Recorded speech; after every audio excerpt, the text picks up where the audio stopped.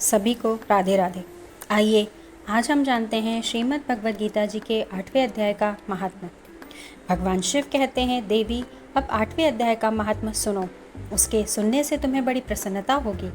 लक्ष्मी जी के पूछने पर भगवान विष्णु ने उन्हें इस प्रकार 8वें अध्याय का महात्म्य बतलाया था। दक्षिण में आमर्दकपुर नामक एक प्रसिद्ध नगर है।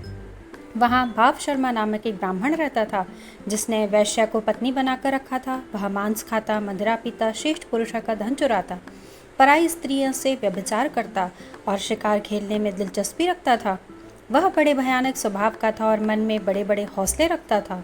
एक दिन मदिरा पीने वालों का समाज जुटा था। उसमें भाव शर्मा ने भर पेट शराब पी, खूब गले तक उसे चढ़ाया। अतः अजीर्ण से अत्यंत पीड़ित होकर वह पापात्मा कालवश मर गया और बहुत बड़ा ताड़ का वृक्ष हुआ। उसकी घनी और ठंडी छाया का आश्रय लेकर ब्रह्मराक्षस भाव को प्राप्त हुए कोई पति पत्नी वहां रहा करते थे। उनके पूर्व जन्म की घटना इस प्रकार है। एक कुशीबल नामक ब्राह्मण था, जो वेद वेदांग के तत्वों का ज्ञाता, संपूर्ण शास्त्रों के अर्थ का विशेषज्ञ और सदाचारी था। उसकी स्त्री का नाम कुमति था। वह बड़े खोटे विचार की थी। वह ब्राह्मण विद्वान होने पर भी अत्यंत लोभवश अपनी स्त्री के साथ प्रतिदिन भैंस, कालपुरुष और घोड़े आदि बड़े दानों को ग्रहण किया करता था, परंतु दूसरे ब्राह्मणों को दान में मिली हुई कौड़ी भी नहीं देता था। वे ही दोनों पति पत्नी कालवश मृत्यु को प्राप्त कर ब्रह्मराक्षस हुए। वे भूख और प्यास से पीड़ित तो इस पृथ्वी पर घूमते हुए उसी ताड़ के पास आए और उसके मूल भाग में विश्राम करने लगे। इसके बाद पत्नी ने पति से पूछा, हे नाथ, हम लोगों का यह महान दुख कैसे दूर होगा? ब्रह्मराक्षस योनि से किस प्रकार हम दोनों की मुक्ति होगी? तब उस ब्राह्मण ने कहा, ब्रह्म विद्या के उपदेश, आध्यात्म तत्व के विचार और कर्म विधि के ज्ञान बिना किस प्रकार संकट से छुटकारा मिल सकता है?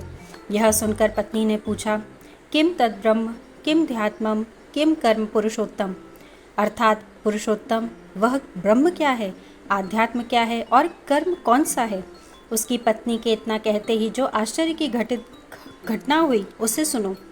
उपयुक्त वाक्य गीता के 8वें अध्याय का आधा श्लोक था। उसके श्रवण से वह वृक्ष उस समय ताड़ के रूप को त्याग कर भाव शर्मा नामक ब्राह्मण हो गया।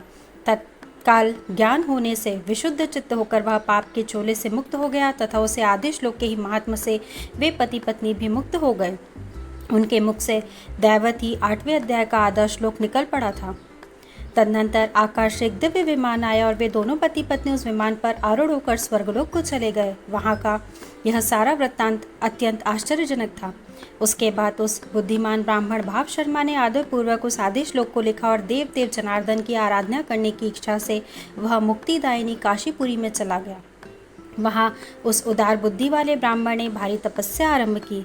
उसी समय क्षीर सागर की कन्या भगवती लक्ष्मी ने हाथ जोड़कर देवताओं के भी देवता जगतपति जनार्दन से पूछा कि हे नाथ, आप सहसा नींद त्याग कर क्यों खड़े हो गए?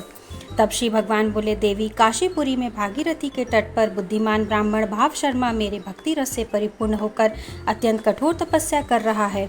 वह अपनी इंद्रियों को वश में करके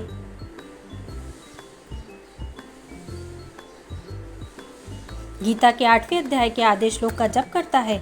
मैं उसकी तपस्या से बहुत संतुष्ट हूँ। बहुत देर से उसकी पत्नी तपस्या के अनुरूप फल का विचार कर रहा है। प्रिय, इस समय वह फल देने में मैं उत्कंठित हूँ। पार्वती ने पूछा, भगवान श्री हरि सदा प्रसन्न होने पर भी जिसके लिए चिंतित हो उठे थे, उस भगवत भक्त भाव शर्मा ने कौन सा फल प्राप्त किया? तब श्री महादेव जी बोले, देवी, विशेष भाव शर्मा प्रसन्न हुए भगवान विष्णु के प्रसाद को पाकर अत्यंत सुख मोक्ष को प्राप्त हुआ और उसके अन्य वंशज भी जो नरक यातना में पड़े थे, उसी के शुद्ध कर्म से भावुत धाम को प्राप्त हुए। पार्वती, 8वें अध्याय का महत्व थोड़े में ही मैंने तुम्हें बताया है। इस प्रकार सदा विचार करते रहना चाहिए। धन्यवाद। यह था श्रीमद् भगवद गीता जी के 8वें अध्याय का महात्म्य। 9वें अध्याय के महात्म्य को जानने के लिए आप इसी चैनल पर बने रहिए। आप सभी को जय श्री कृष्णा। जय श्री कृष्णा।